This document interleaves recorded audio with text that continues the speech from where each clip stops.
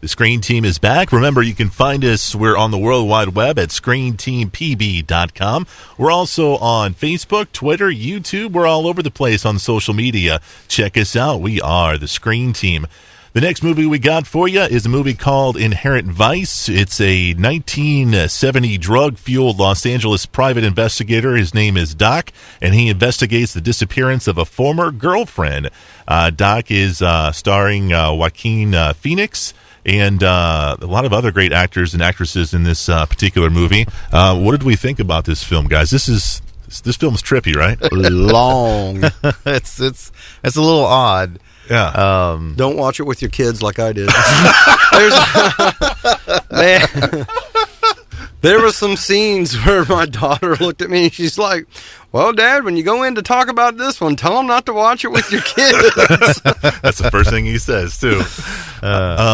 So, I mean, this movie is like it's like a film noir type film that's set in hippie land or something like that. This movie is. It's Who was the narrator?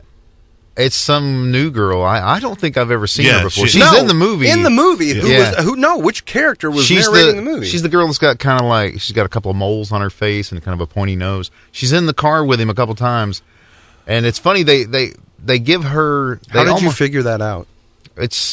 You can tell by her voice when she's talking.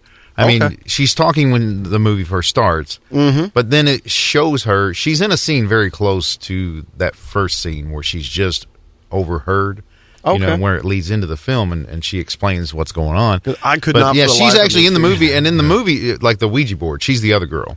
Okay, like she's not she was Shasta's friend, right? Shasta's friend. Yeah, and it's I don't know. It's a bizarre film. Paul Thomas Anderson always, is that right? Paul Thomas Anderson. Mm-hmm. He always makes kind of odd films, if you ask me. Even Boogie Nights, that was probably one of his more accessible films as far as like commercial appeal or whatever. Right. Even despite the subject matter, it was still something that a lot of people could probably get into and enjoy. But I mean, he did There Will Be Blood. Yeah, he did that one. He also did Punch Magnolia, Punch Struck Love, with Adam Sandler. And some of those are like a little too far out there, I think. So does he just go for weird for the sake of weird? That's a good question. It kind of seems like it, but Punch Drunk I've never Love read the book. I almost picked it up a few months ago. Found it at Dollar Tree, actually. Really? And I don't know why I didn't buy it. But it's $1, you cheap. Yeah, I know. Well, just sucker. Anyway, but chances are it's probably pretty close to the book. But I felt like this movie, it went a little too long because by the end of it, it kind of just fizzles out, and you're like, "Well, that's the end of it." Terrible ending. I mean, it's just anticlimactic. It really was kind of anticlimactic because, like, were you guys? But the movie just anyway. Go ahead. Were you guys able to follow along because there were just so many different directions that Doc has to go to? He's trying to find his girlfriend, and then he gets sent off to this direction and then this direction. Were you guys able to follow? I was, and maybe it's because I've seen a bunch of Paul Thomas Anderson's other movies. Yeah. I was know, good till okay, there's going to be Bigfoot 10 things going on. I was good till Bigfoot had a Brian Wilson moment. And then I was like, what the heck, man? What is going on here? What is going on? And even though they never said it, I had the feeling that Bigfoot and Doc knew each other when they were kids or something, that there was this whole thing that went back to maybe even grade school where they were buddies, and they both kind of got into the same thing. They wanted to help people and like kind of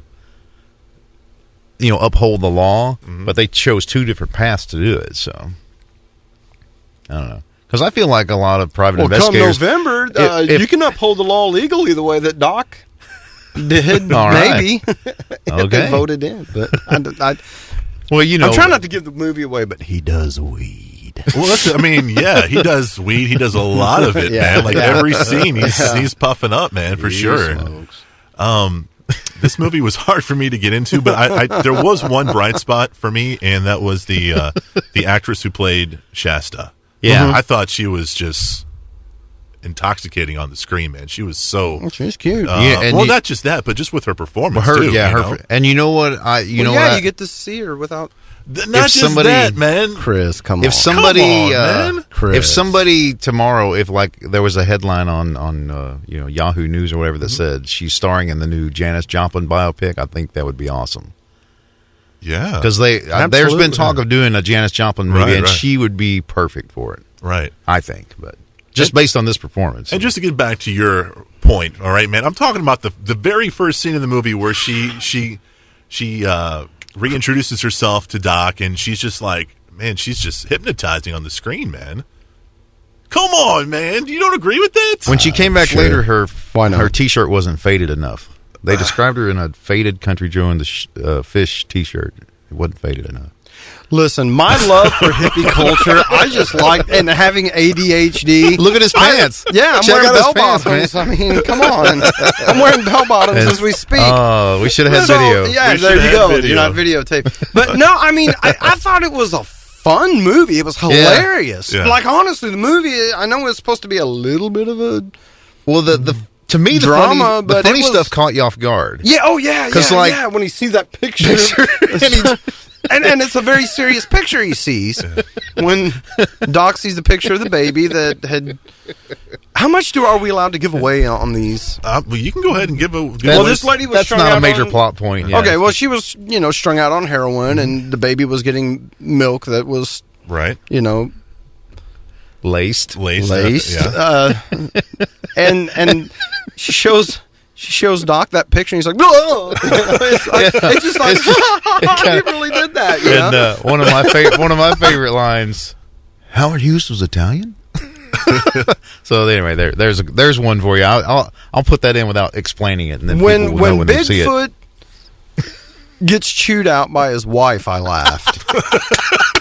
Because here's this big mean, I'm the bad mean cop, and then he's taking a mouthful.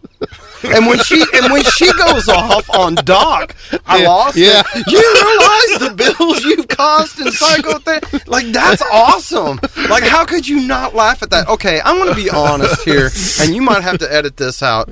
I see people sitting around doing what Doc does watching this movie. Honestly, that is the truth. Yeah. I see this being a movie I would have watched back whenever I did things that were illegal. Yeah. And that's the truth. That is the honest to God truth. Well, I want to get to that kind of point. Do you think this is a funnier movie if you're watching it as a group with people? Absolutely. With your friends and stuff like that? As long as it's people that are there for that reason. Yeah. You can't really kind of drift in and out of this movie. You can't walk out of the room for 5 minutes and then come back. Because there's all kinds of little things that the characters do or the way they interact. Because he runs into so many different types. He runs into a guy that's been in prison. Is it Michael Williams? And then he runs into a guy, and then like he knows the DA, and they have a relationship, and then the cop, and like, but there's so many different. When he got handcuffed, types. My daughter left the room during the scene where Doc is handcuffed. Oh yeah, and there's the big mean guy, and that happens. I'm not going to give that away, guys. I think that I don't want to ruin that for anybody that watches it.